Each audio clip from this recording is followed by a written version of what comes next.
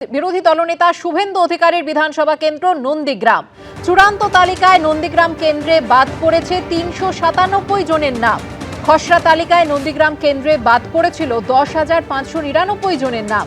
অর্থাৎ নন্দীগ্রাম কেন্দ্রে মোট ১০,৯৯৬ জনের নাম বাদ গেছে। ২০২১-এর বিধানসভা ভোটে মমতা বন্দ্যোপাধ্যায়ের সঙ্গে শুভেন্দু অধিকারীর জয়ের ব্যবধান ছিল ১,৯৫৬।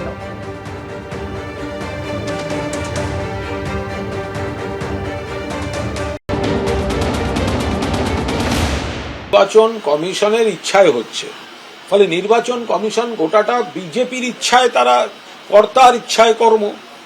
ফলে নন্দীগ্রামের ক্ষেত্রে যে ইনস্ট্রাকশন, সেটা অন্য জায়গার ক্ষেত্রে সেই ইনস্ট্রাকশনটা হচ্ছে না। ফলে নন্দীগ্রামে অন্যরকম দেখা যাচ্ছে, ওখানে বিজেপির যেটা করলে সুবিধা, নির্বাচন কমিশন ওখানে সেটা করছে। আমার মৃত ভোট, অ্যাবসেন্ট ভোট দেওয়ার কোনো দরকার হয় না, এবং স্বাভাবিকভাবে কত বাদ গেছে দেখবেন। এখানে তো 65-60 ভোটার বাদ গেছে। ওটা নিয়ে একটু কম কথা বলুক। আমি তো ওদের 3 বার হারিয়েছি, শুধু 21-এ নয়, পঞ্চায়েতে আমি হারিয়েছি। 17টা গ্রাম পঞ্চায়েতের 11টাতে আমি হারিয়েছি, 2টো পঞ্চায়েত সমিতি হারিয়েছি। আমার লিড ছিল 2000, অভিজিৎ গাঙ্গুলির লিড হয়েছে 8200। এই যে জুডিশিয়ারির কাছে গেছে 10,000 ভোটার, এর মধ্যে তো 9,000 মুসলমান। কে বাঁচাবে এদেরকে? প্রমাণ করুক আগে। আর এবার আপনাদের সামনে রাখবো পুর ও নগরোন্নয়ন মন্ত্রী ফিরহাদ হাকিমের বিধানসভা কেন্দ্র কলকাতা বন্দর এলাকার তথ্য পরিসংখ্যান, যা নির্বাচন কমিশন দিয়েছে। গতকাল নির্বাচন কমিশনের তথ্য অনুযায়ী চূড়ান্ত তালিকায় এই কেন্দ্রে 1083 জনের নাম বাদ গিয়েছে। খসড়া তালিকায় এখানে 63,730 জনের নাম বাদ গিয়েছিল। অর্থাৎ কলকাতা বন্দর বিধানসভা কেন্দ্রে মোট নাম বাদ গিয়েছে 64,813 জনের।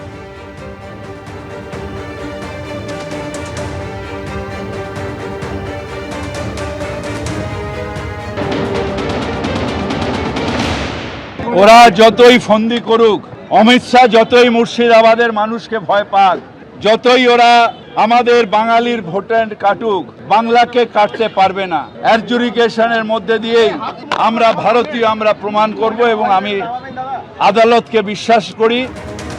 রাজ্যের আরেক মন্ত্রী বাবুল সুপ্রিয়, তার বিধানসভা কেন্দ্র বালিগঞ্জ, যেখানে গতকাল দেখা যাচ্ছে চূড়ান্ত ভোটার তালিকা বেরিয়েছে, সেখানে বাদ গিয়েছে 510 জনের নাম।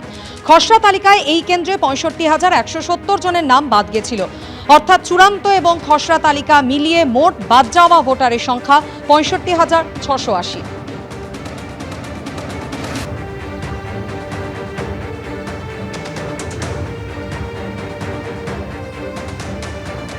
এবিপি আনন্দ, এগিয়ে থাকে, এগিয়ে রাখে।